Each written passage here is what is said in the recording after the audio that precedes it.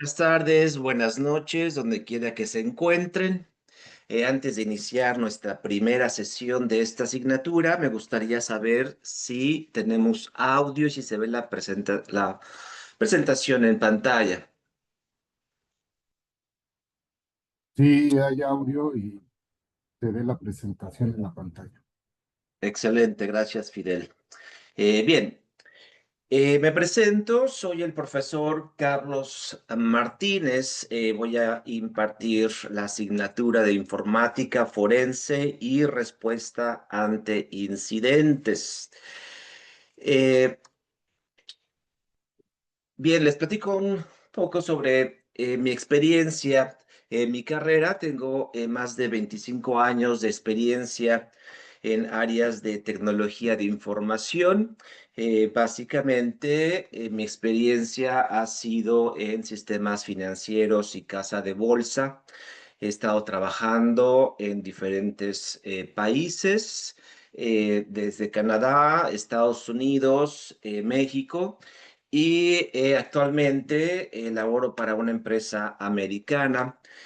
Tengo a mi cargo alrededor de unas 35 personas entre lo que es onshore y offshore, es decir, damos, como ustedes sabrán, el mercado, lo que son la casa de bolsa, pues no solamente es de Norteamérica, también estamos hablando de Asia, de Europa. Por lo tanto tenemos básicamente mercados 24 por 7. Estamos hablando de gente que está trabajando constantemente, aunque el mercado no se trabaja sábados y domingos, pero los sistemas deben estar funcionando, eh, lo que es 24 por 7. Vamos a hablar lo que son las dimensiones de seguridad al respecto, pero básicamente es mi experiencia lo que vamos a aplicar en esta asignatura, casos reales. Bien, me gustaría saber ustedes de dónde están en línea. Yo sé que de algunos en México están. ¿De qué provincias están presentes el día de hoy?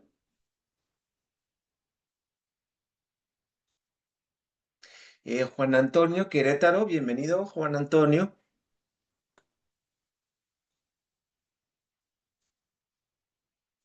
Jesús de Guadalajara, tenemos a Juan Carlos, Morelia, Michoacán, bienvenidos. Javier de Guadalajara, tenemos varios de Guadalajara, de hecho. Carmen Soledad de Ciudad de México, buenas tardes. Lorena de Tabasco, tenemos a Wendy de Veracruz. Bien, tenemos a Eliseo de Nicaragua, bienvenido Eliseo. Tenemos más de Ciudad de México, Nuevo León. Eh, Muy bien, México, México de María del Carmen. Tenemos de Mexicali, Baja California, más gente de Ciudad de México. También tenemos a Carlos de Sinaloa. Bienvenido, Carlos. Muy bien, tenemos varios de Ciudad de México, también varios de Guadalajara. Excelente. Y creo que solamente tenemos a alguien de Nicaragua. Muy bien, excelente. Pues bienvenidos a todos. Vamos a iniciar nuestra primera sesión del día de hoy. La agenda, tenemos lo que es la introducción a la asignatura, lo que es el panorama general, evidencias digitales, sistemas de ficheros y recuperación, análisis forense y de dispositivos móviles. Esto lo vamos a hablar como un panorama general. Bien, ¿cuál es la dinámica en donde vamos nosotros a trabajar en las sesiones principalmente? Bueno, tenemos lo que es la presentación. Como ustedes ven en pantalla, vamos a iniciar con nuestra agenda de lo que vamos a ver el día de hoy. Tenemos presentación, vamos a tener algún un tipo quiz, un quiz, unas 4 o 5 preguntas que va referente a lo que estamos viendo. Y también, como verán, aquí atrás tengo una pizarra. De esta pizarra vamos a estar cambiando constantemente entre lo que es la presentación y lo que es el pizarrón. ¿Por qué hago este tipo de dinámica? Considero que cada grupo en realidad es único. Y cuando nos vamos a una pizarra, entonces aquí podemos nosotros ampliar, extender nuestro conocimiento también en base a sus preguntas, en base a su experiencia y no específicamente a una presentación en donde prácticamente damos la pausa muy concreta en las presentaciones. Difícilmente uno se extiende cuando está viendo alguna presentación en pantalla. Estamos hablando de PowerPoint. Sin embargo, cuando tenemos ya una pizarra en blanco, pues ahí aquí nos podemos extender. Y para ello, pues vamos a hablar, vamos a cambiarnos a lo que me refiero de la pizarra, pues para ver lo que es el panorama general, a lo que yo le llamo el Big Picture. Bien, me avisan cuando se vea la pizarra. Ahí se ve, profe. Bien. ¿Qué vamos a ver con lo que es esto de forense, de las incidencias? Bien, ¿cuál sería el concepto? Tenemos lo que es una incidencia. Vamos a hablar incidencias. ¿Qué sucede cuando encontramos o tenemos algún tipo de incidencia? Y a incidencia estamos hablando de un evento que no es deseado, pero puede causar o comprometer un sistema de información. Estamos hablando, sí, de algún tipo de malware o algún hacker quizás que quiera de alguna manera robar cierta información. Ahorita vamos a ver cuáles son. Bueno, esto sería la incidencia. Nosotros cuando tenemos una incidencia, pues nosotros vamos a hacer como forenses digitales, pues tener nuestra cadena de custodia, nuestra cadena de custodia. Si ustedes han visto quizás en las películas cuando se comete un crimen, ¿qué es lo que sucede? Van las policías, normalmente realizan una cadena de custodia, es decir, ponen algún listón amarillo alrededor, pues para cubrir, proteger. ¿Qué es lo que van a proteger? Pues las evidencias posibles para que lleguen pues los forenses y empiecen a verificar que si existe algún tipo de evidencia de ese crimen. Pues básicamente es el mismo concepto, nada más que nosotros somos forenses digitales. Cuando existe algún tipo de incidencia, puede ser o no puede ser como un crimen, y nosotros debemos de alguna manera investigarlo, analizarlo, para encontrar estas evidencias digitales. Entonces, esto es lo que vamos a realizar, cadenas de custodia, vamos a tratar de encontrar nuestras evidencias digitales. Todas estas evidencias digitales pues tiene un proceso, tiene una guía, tiene pasos a seguir en las que vamos a ver cuáles son los pasos para nosotros recopilar esas evidencias digitales, cuál es el conocimiento que nosotros debemos de tener pues para poder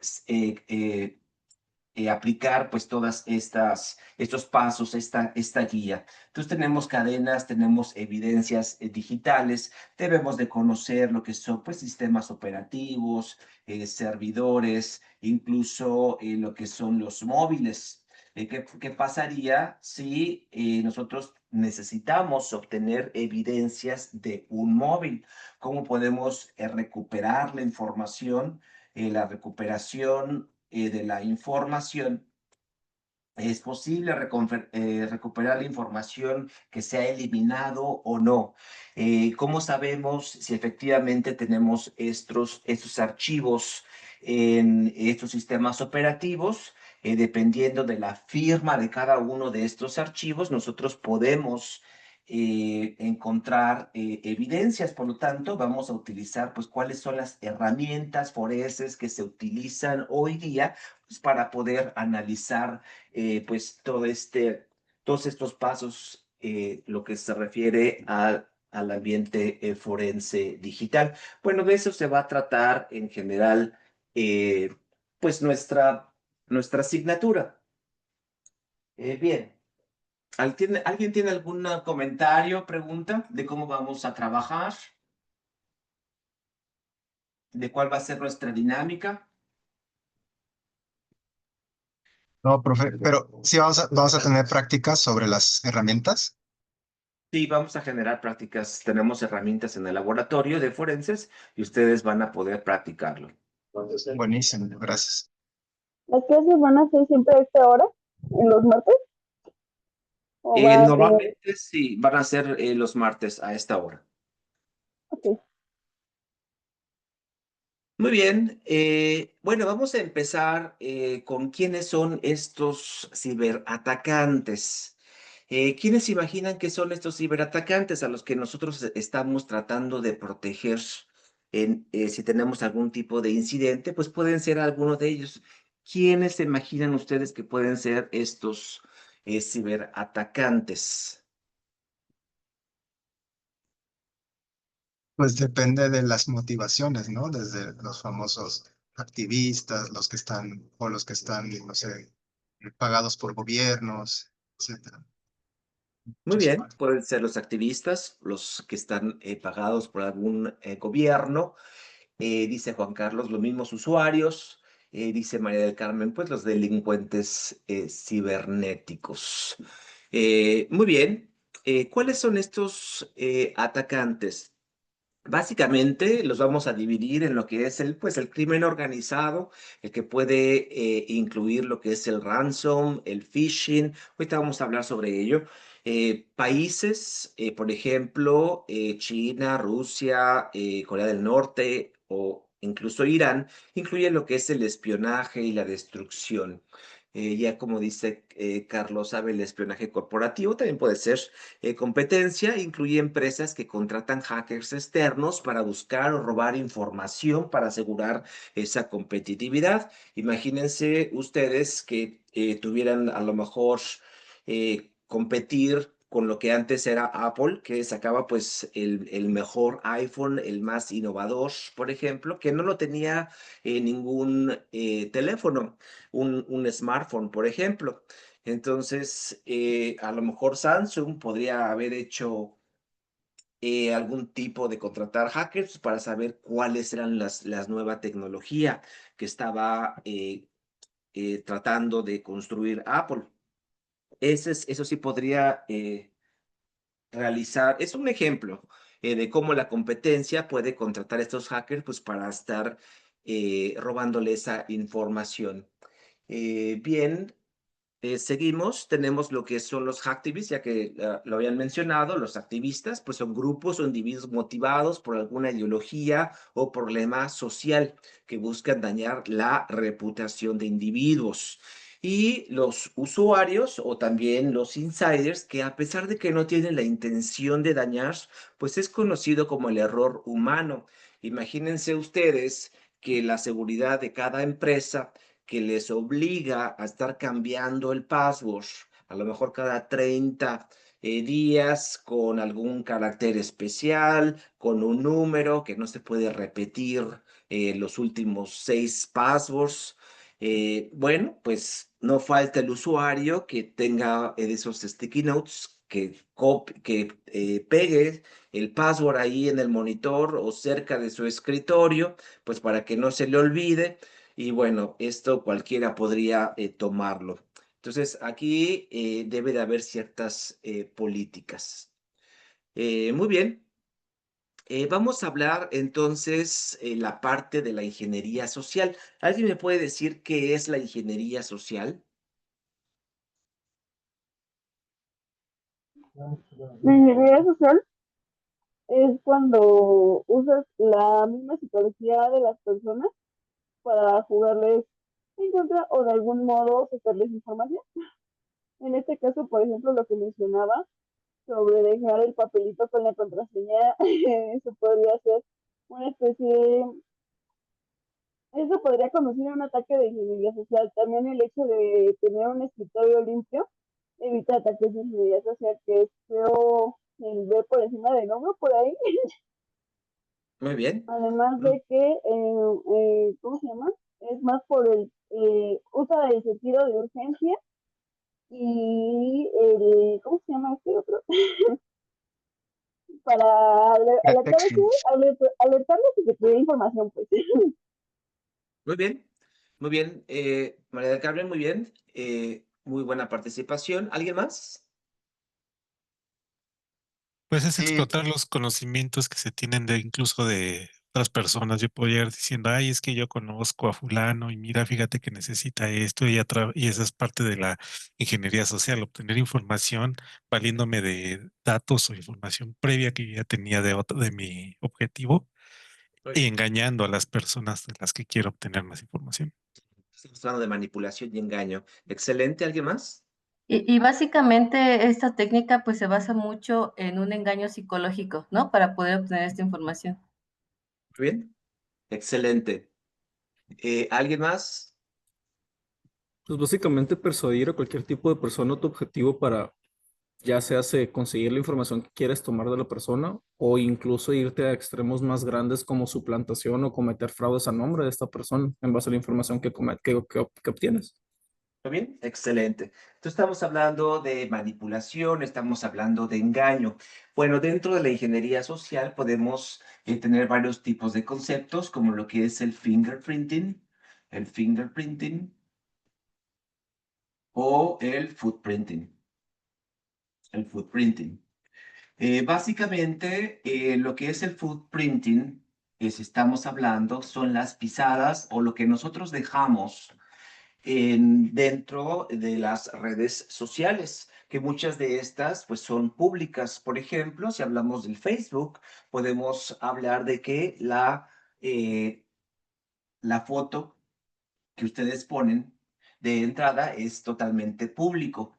Aunque nosotros podamos restringir la mayoría de información, hay algunas de estas que pueden ser públicas y esas son las pisadas que nosotros podemos dejar en diferentes redes sociales. Suponiendo, imagínense que en esta foto que no la podemos nosotros de alguna manera hacerla privada, a lo mejor en nuestra foto alguien le pone alguna especie de like, le ponen algún corazón, algo le van a poner.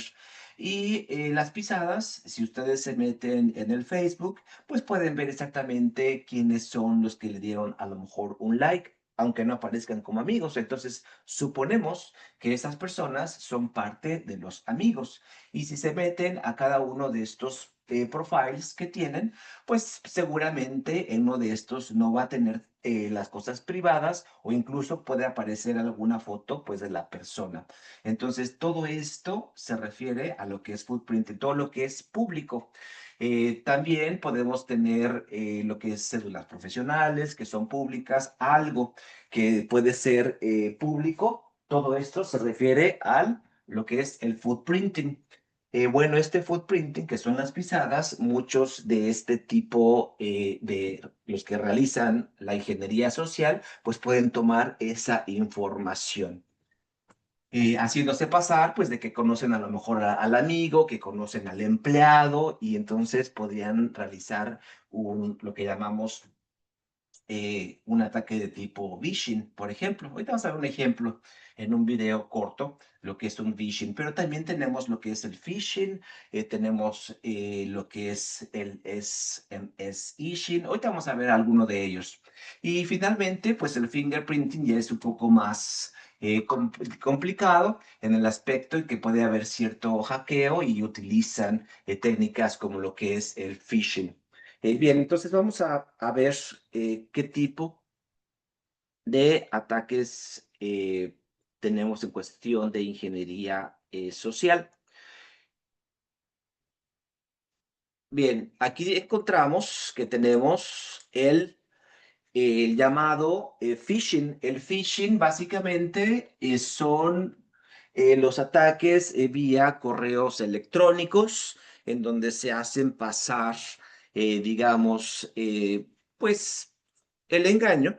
El engaño para que nosotros quizás abramos algún tipo de documento o le demos un clic en alguna liga que nos pueda instalar, pues a lo mejor cierto malware.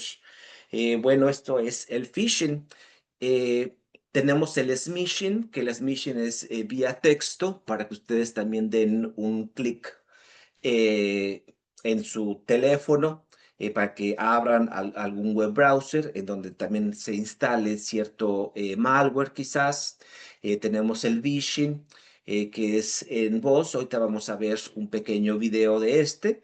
Y el QR phishing, por ejemplo, del código QR o el QR code, el cual este tipo se inició desde la pandemia, en donde se hizo bastante famoso, sobre todo cuando uno iba quizás a algún tipo de restaurante, en donde los menús ya nos los daban en papel, sino uno en su teléfono lo podía ver.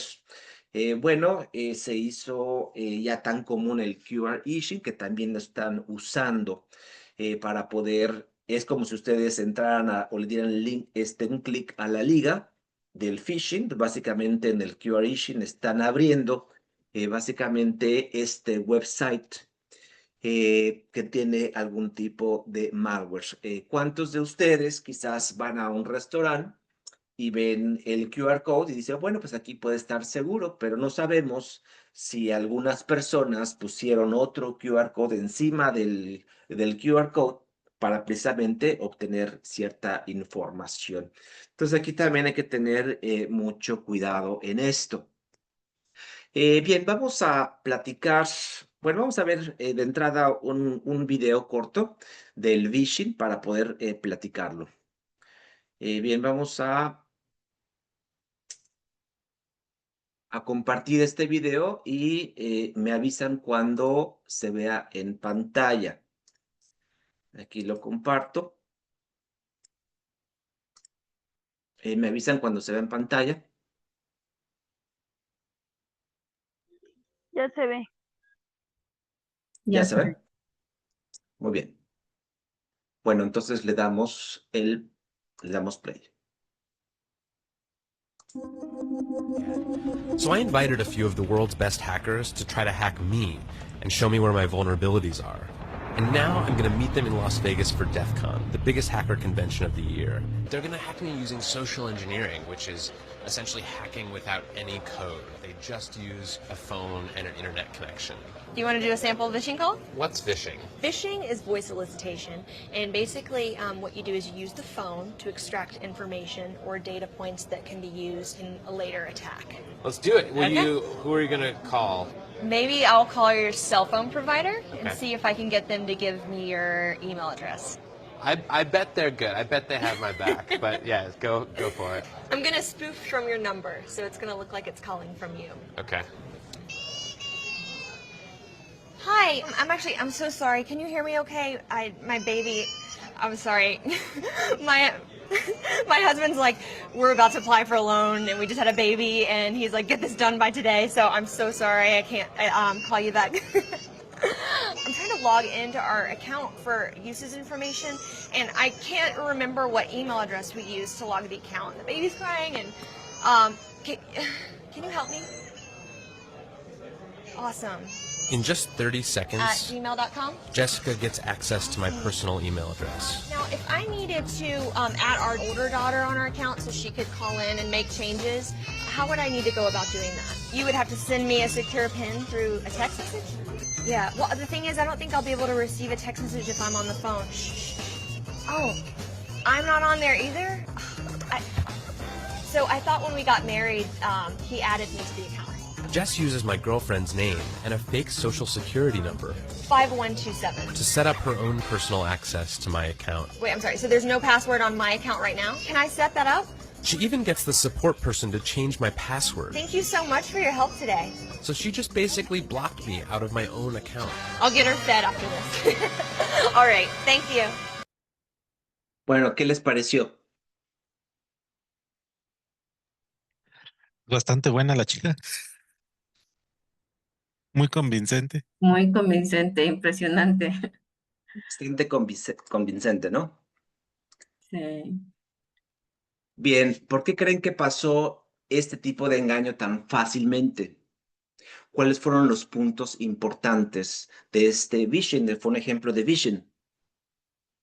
Pues que no aplicaron los protocolos, ¿no? El personal de la telefónica no hicieron las preguntas de seguridad para cerciorarse que era quien decía ser, ni tampoco forzaron a la chica a seguir el proceso que tenía que seguir, que era lo del envío de los SMS. Todos se Claro. lo brincaron. Entonces se aplicaron la política, rompieron la política. ¿Por qué pasó que rompió la política? Aquí dice Carlos, el sentido de urgencia le ganó la confianza que ejerció. Bien, La parte del niño chillando, ¿no? Yo creo que también lo desesperó y le dijo, ya tenga la información. también Sí, eso fue parte. Creo que más todo el allá escenario que o sea, generó. el bebé creo que más bien generó empatía a ella. O sea, Muy bien, Kevin Mitnick hablaba mucho de ciertos puntos de apalancamiento cuando se trataba de aplicar ingeniería social. Y uno de ellos era que a la gente no nos gusta decir que no y que normalmente nos gusta ayudar.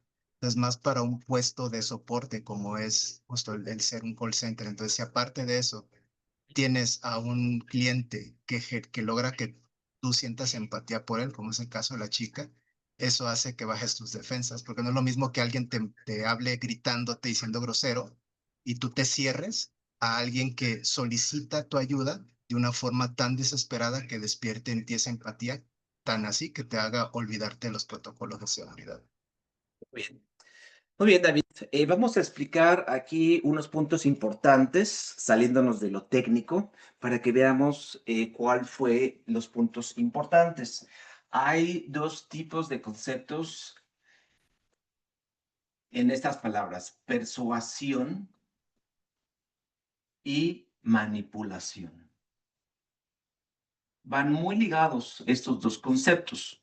Bueno, la persuasión viene desde la época de Aristóteles, en donde Aristóteles nos dice cómo persuadir a un ser humano. Ya desde entonces, estábamos hablando de los filósofos, por ejemplo, él menciona que tenemos tres tipos para poder convencer y persuadir. Y este tipo de técnica es la que se utiliza incluso hoy día. Entonces, ¿cuáles son estos tres? Número uno, estamos hablando lo que es la lógica. Es decir, estamos hablando que el raciocinio, es decir, lo que nosotros estamos diciéndole a la persona, pues debe tener cierta lógica. La mayoría va a aplicar. Cuando nosotros estamos quizás en alguna junta o en alguna reunión y queremos dar un tipo de solución, pues la solución debe ser lógica, debe ser real. Entonces, aquí tenemos un punto a favor. El segundo punto, que es en donde aplica este phishing, estamos hablando de la emoción. Y aquí es donde está aplicando la técnica del bebé, en donde dice la persona que se está brincando las políticas, está aplicando la parte de la emoción. Pobre mamá está preocupada y vamos a tratar de ayudar a la persona, pero están ayudando o tratando de ayudar a la persona, pero está brincándose sus políticas, en los cuales no debería dar ninguna información a nadie. Entonces, aquí ya aplicó la emoción, los sentimientos, digamos. Número tres, tiene que tener credibilidad. Credibilidad. Estamos hablando quizás de una autoridad. Una autoridad. Autoridad. En este caso, era la mamá. Yo les pregunto a ustedes, ¿hubiera sido lo mismo, el mismo guión, el mismo concepto, el mismo bebé, si hubiera sido un hombre? No, ¿Por qué entonces? Porque no hay credibilidad, no hay autoridad. Diría a lo mejor la otra persona que está en el teléfono, pues ¿en dónde está la mamá? Como que ya me sonó raro dejar un bebé al papá, suponiendo que fuera el papá, y quiere la información de la mamá. Entonces, seguramente aquí esto no hubiera pasado. Entonces, esto de persuasión se da normalmente, hoy día lo aplican como phishing, pero la diferencia entre persuasión y manipulación es que en la manipulación aplica los mismos conceptos, pero aquí sí existe un engaño. Esa es la diferencia. ¿Por qué? Porque en el caso de phishing, pues no es la mamá y tampoco teníamos el bebé. Entonces, estamos hablando ya de un engaño. Sin embargo, la persuasión también se aplica en muchos conceptos, por ejemplo, en donaciones. Si ustedes ven cualquier programa que tenga donación, van a poner a alguien conocido, una autoridad, algún actor, alguien querido, lo van a poner aquí. Van a poner la emoción, van a tener a niños, a lo mejor que son discapacitados, que los pasan al frente, van a pasar algún tipo de videos en donde tenemos gente de la tercera edad, gente pobres, y la lógica el de por qué nosotros debemos de donar. Entonces, como verán, es la persuasión. También cuando alguna persona pasa al público que quiere dar una especie de cátedra en un auditorio, eh, tenemos la lógica, digamos, el tema que va a dar debe de ser una autoridad, a lo mejor alguien reconocido que tenga varias publicaciones, a lo mejor varios libros, pero también debe tener cierta emoción y es por ello que al inicio, normalmente, si ustedes lo analizan, van a ver que va a tratar de darles a ustedes algún tipo de historia en su pasado, alguna experiencia para que tenga algún cierto tipo de emoción. A lo mejor les dirá, bueno, yo empecé desde abajo, tuve esta oportunidad, entonces vamos a tener ahí una especie de emoción para que nosotros tengamos lo que se llama persuasión. Bueno, pues desde Aristóteles, eso fue lo que nos dio desde antes de Cristo, para que vean que todo esto ya viene desde atrás y lo toman para tener manipulación. Los mismos políticos también actúan de esta manera. Entonces, si nosotros analizamos y sabemos los conceptos, pues sabemos exactamente por qué hay mucha gente que se puede persuadir fácilmente. Bien, bueno, esto fue como paréntesis. Seguimos con lo que es un segundo. La presentación, ya hablamos lo que es el...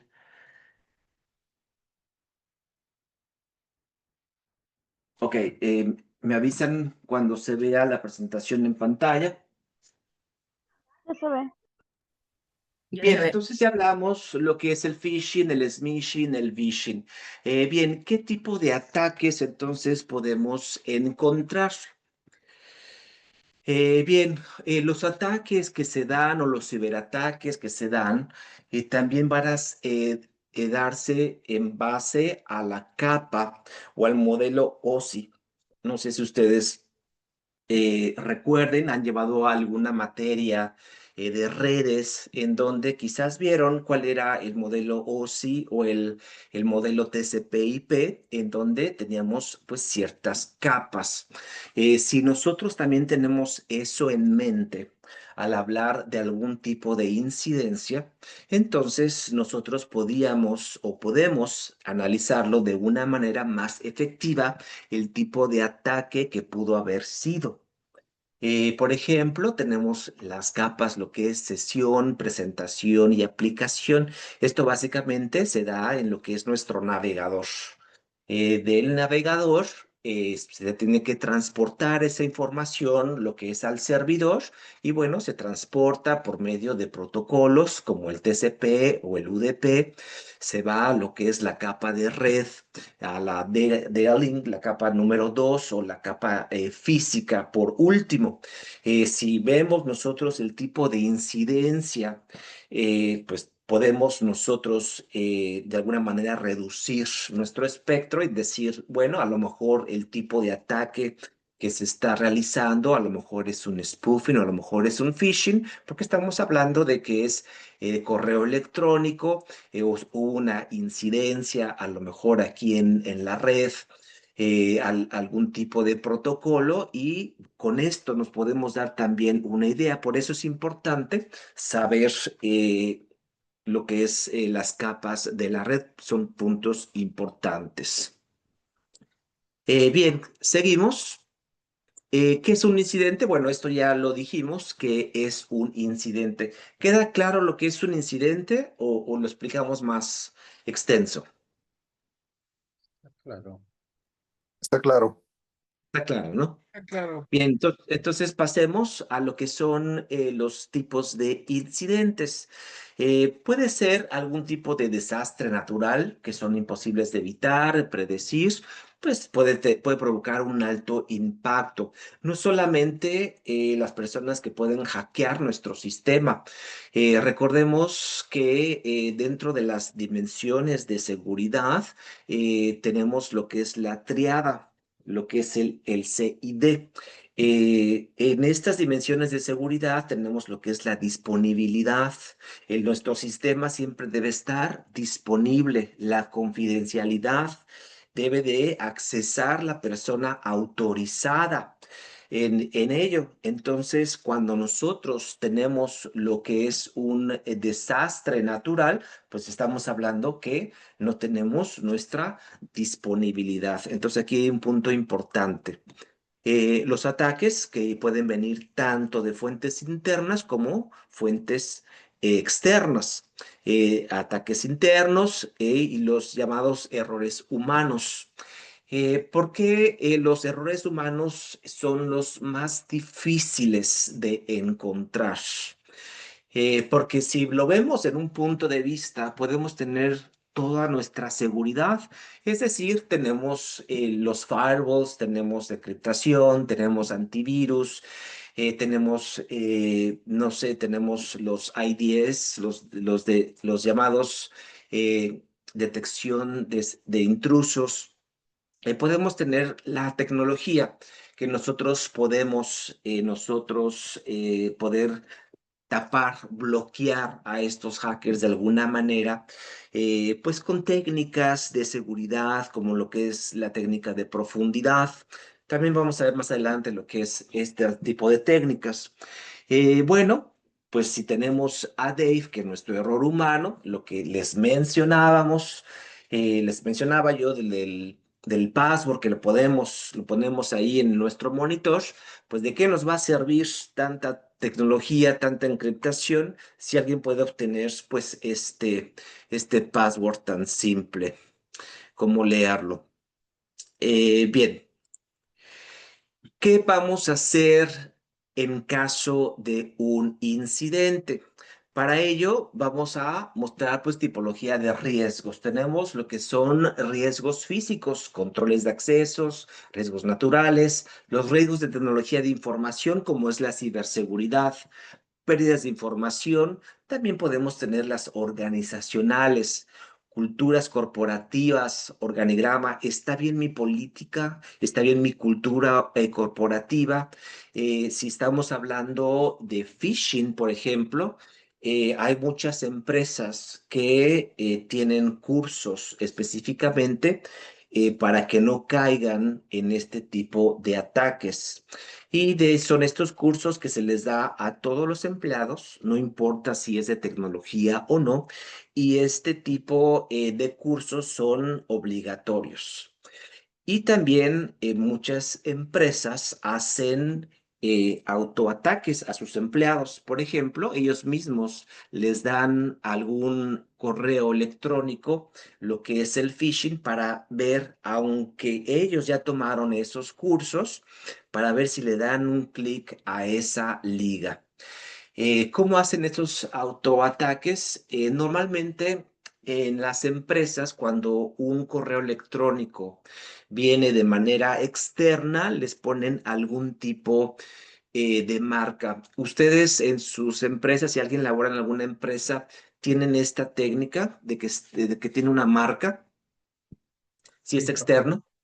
Sí, ¿Y qué tipo de Sí. marca es, por ejemplo? en este caso es una regla que se puede poner desde la entrada del servidor para que todo lo que venga ajeno, incluso si el dominio está espufeado por las reglas DMARC y SPF, los reconocerá. Y si viene externo, se puede poner un banner, incluso HTML, para que sea entendible, donde diga este correo es externo a la organización. Muy bien. Sí. O incluso en algunos casos vienen los mensajes o te piden que vengan cifrados para identificar cuando son de una fuente externa, ya sean correos o archivos. Muy bien, excelente. Bueno, cada quien mete su política como quiere, pero la idea es visualizar, darle a entender al usuario que ese correo es externo. Entonces, el autoataque se trata de que llegue un correo externo que sea manejado por la misma empresa, en donde si le dan un clic en esa liga, pues automáticamente les puede abrir algún tipo de página en donde dice que el usuario ha caído pues en una trampa y va a tener que volver a tomar ese curso. Entonces, ya hay un autorregistro ahí para que se obligue a tomar a ese usuario otra vez el curso, ya que falló en ese autoataque. Dice María del Carmen, en nuestro caso, nuestros clientes tienen correos personalizados. Muy bien. Continuamos. Vamos a hablar en un punto importante, lo que es la recuperación de desastres. Aquí lo que es la perspectiva tecnológica, recuperación de desastres. ¿Por qué es tan importante esta recuperación de desastres y en qué nos va a servir si estamos realizando un análisis forense? Bien, vamos a explicar esto del plan de recuperación de desastres. Bien, me avisan cuando se vea en pantalla. Ya. Veo su pizarrón. ¿Es eso? Bien, Sí, ya. sí. Y ya se ve. Muy bien. Lo que es la recuperación de desastres. Bien, en las empresas existen diferentes tipos de ambientes, sobre todo en el área de sistemas. Tenemos el ambiente de desarrollo. El ambiente de desarrollo. Eh, ¿Alguno de ustedes conoce otros ambientes que tengan? Tenemos el ambiente de test, por ejemplo, El de staging, el de, Administración de base de datos. el de stage, el de producción QA. Tenemos producción, ambiente de producción. Bien, Debugging. el debugging podría ser aquí. Bien, básicamente tenemos nuestro ambiente de desarrollo donde se va quizás a modificar o a crear una nueva función a todo nuestro sistema.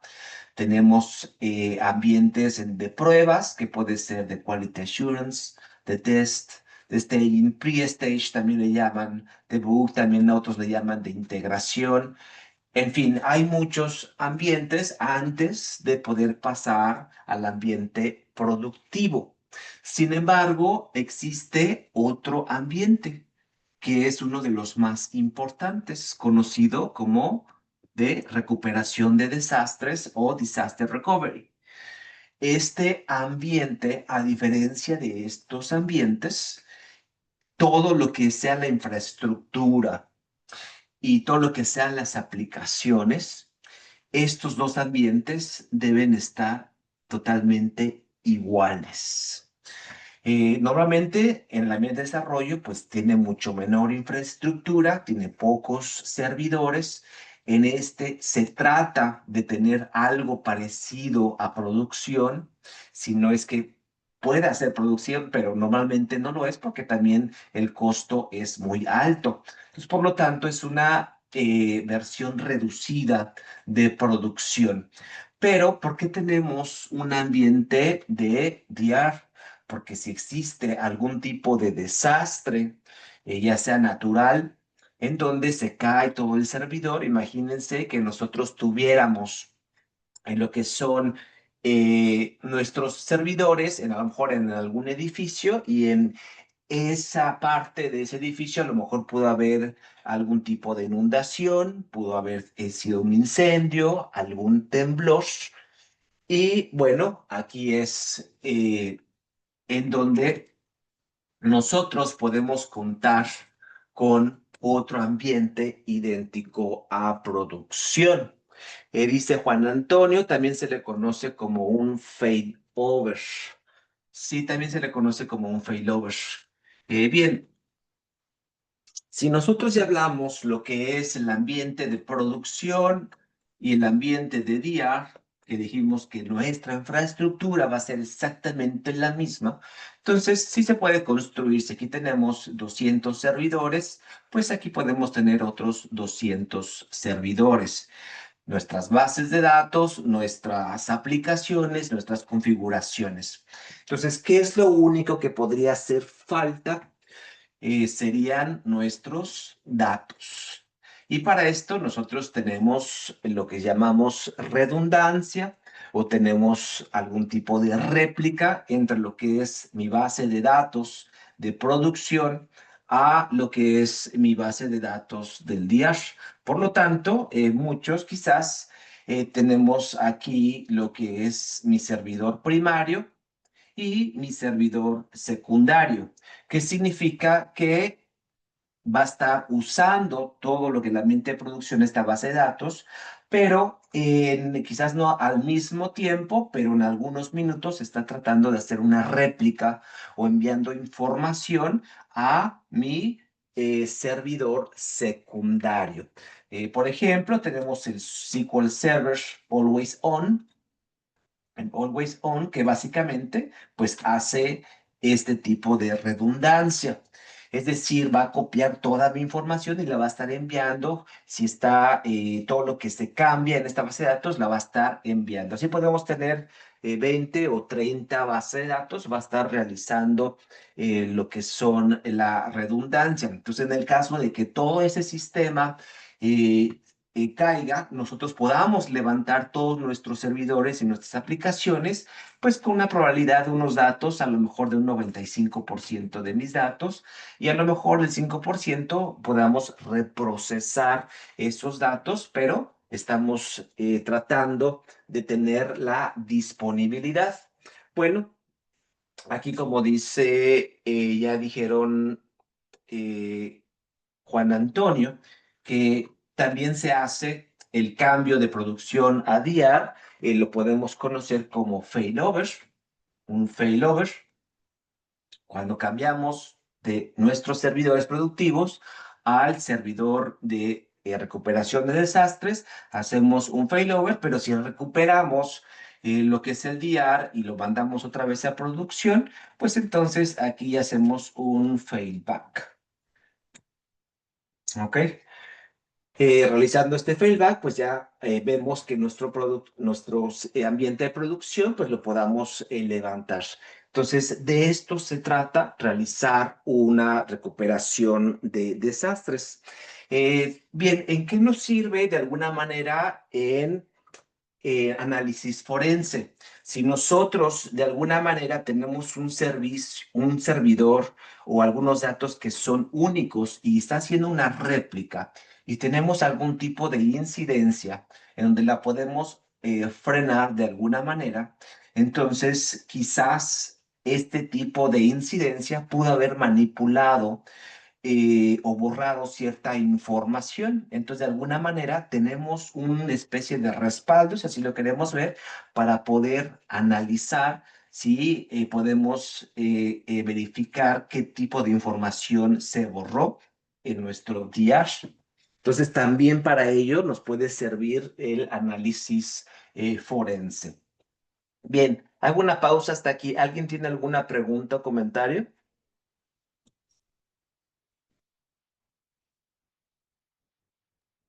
Muy bien. Bien, no hay preguntas. Muy bien. ¿Cómo se realiza este plan o quién lo hace?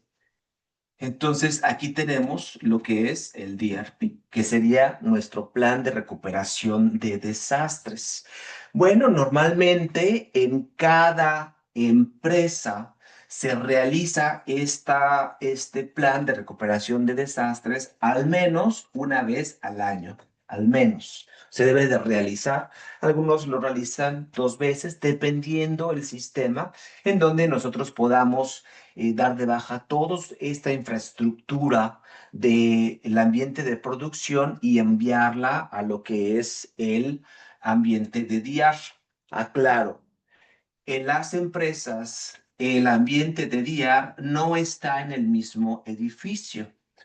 En el ambiente de producción tenemos servidores, puede estar en un edificio y este puede estar en otro edificio o incluso en algún otro provincia, en algún otro estado, incluso en algún otro país, dependiendo de cómo haya sido estructurado o configurado. Entonces tenemos lo que es llamado el on-prem o también in situ, en donde ¿alguien me puede decir qué significa esto? En sitio y que está de manera local. Muy bien, en el sitio o de manera local, ¿qué significa? Que nosotros somos los dueños o la empresa es dueño de este edificio y nuestros servidores están dentro, a lo mejor, de nuestras instalaciones. O también puede estar en un centro de datos, pero la empresa son los dueños de todo esto.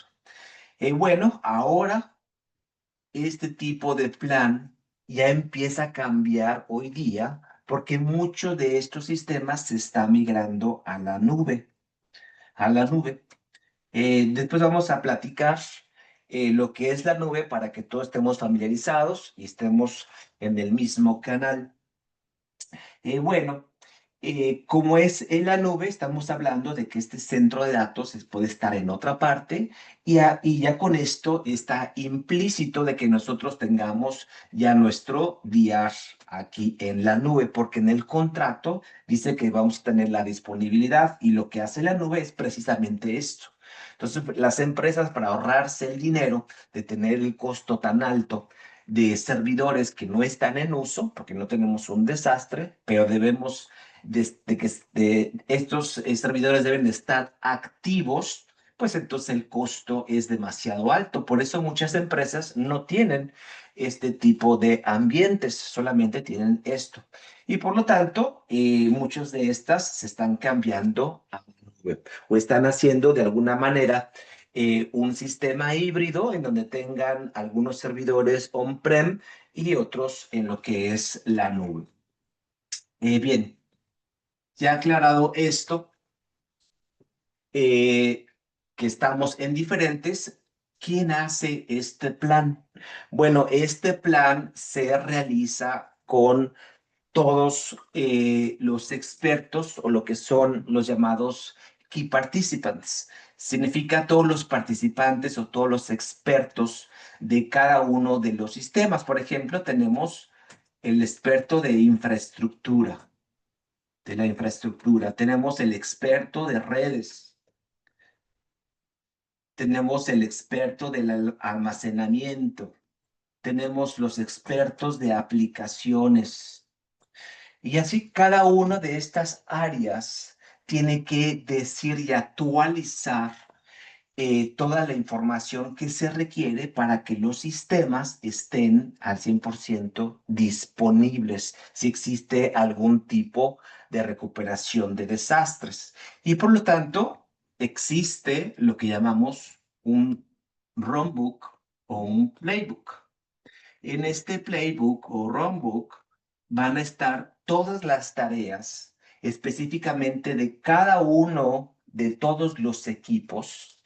¿Cuáles son esas tareas? ¿Cuánto tiempo se va a tardar cada una de las tareas? ¿Cuál es la secuencia que debe de realizarse?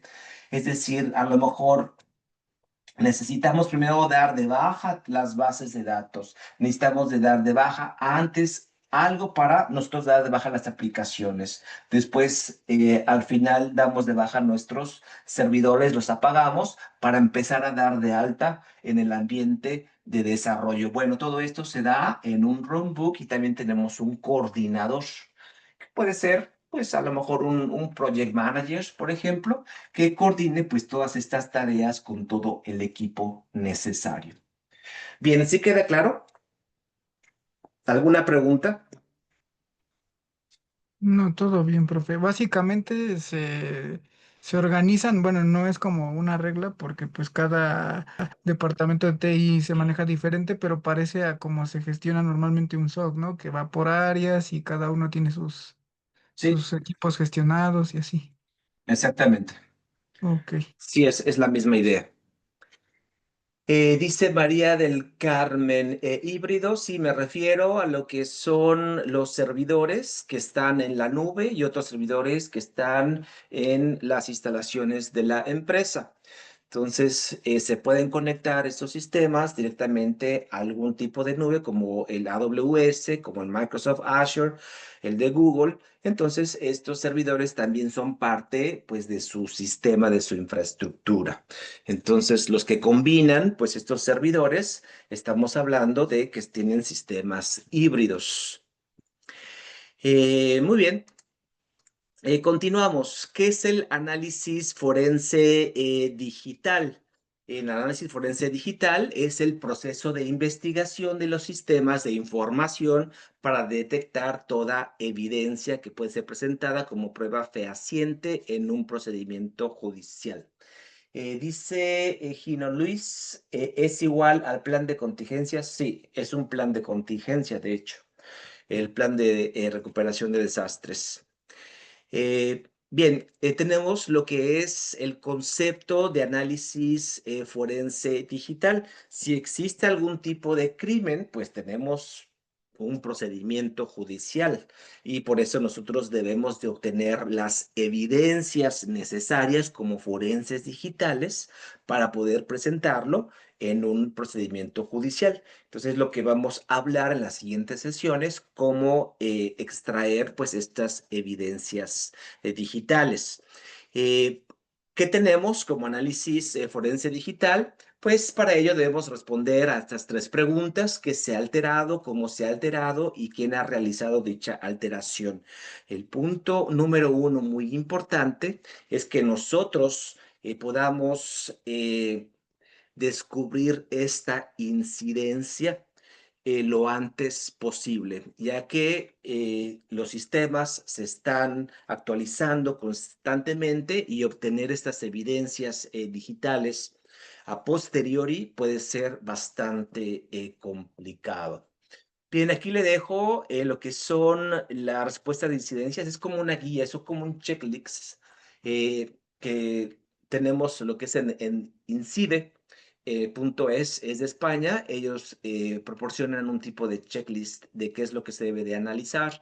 Por ejemplo, tipo de controles, cuál es el equipo responsable, cuáles son mejores continuas, caducidad del plan de gestión, o como menciona Gino Luis, el plan de contingencia, detección de incidentes, evaluación de incidentes. Bueno, aquí lo pueden ver directamente en este sitio. Aquí en la parte de arriba está el PDF y pueden bajar el checklist.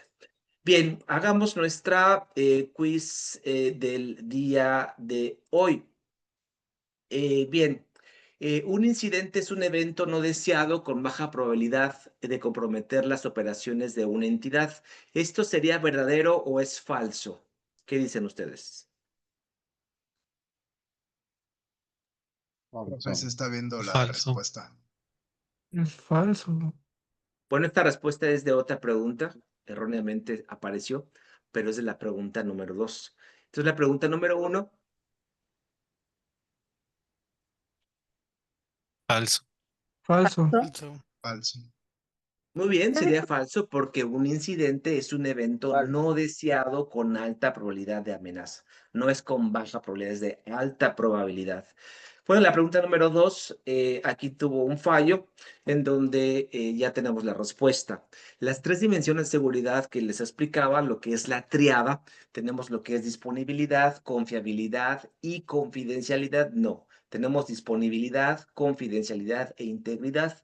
En la parte disponible ya vimos el por qué. La confidencialidad es la autorización y lo que es la integridad es la manipulación de datos, que no se modifiquen esos datos. Si ustedes tuvieran una cuenta de cheques, ustedes serían los únicos que podían modificar pues su saldo, básicamente, y los únicos que pueden ver su saldo. Y también que el sistema esté disponible para que puedan realizar cualquier transacción. Número 3, son tipos de incidentes, los desastres naturales, los llamados insiders y los ataques internos o externos. ¿Esto es verdadero o es falso? Verdadero. Falso. Verdadero. Bien, es totalmente verdadero. Muy bien, hasta aquí vamos a dejar el día de hoy. Nuestra primera sesión, vamos a seguir con los martes. En la próxima sesión vamos a hablar de los aspectos legales y vamos a empezar a ver ya lo que son las evidencias digitales. Muy bien, pues que tengan una excelente noche y pues nos vemos la próxima sesión. Muchas gracias, buenas noches. Gracias, profe. Gracias. Muchas gracias. Buenas noches a todos. Hasta luego. Muchas gracias. Buenas noches. Muchas gracias, profesor. Buenas noches a Buenas todos. noches.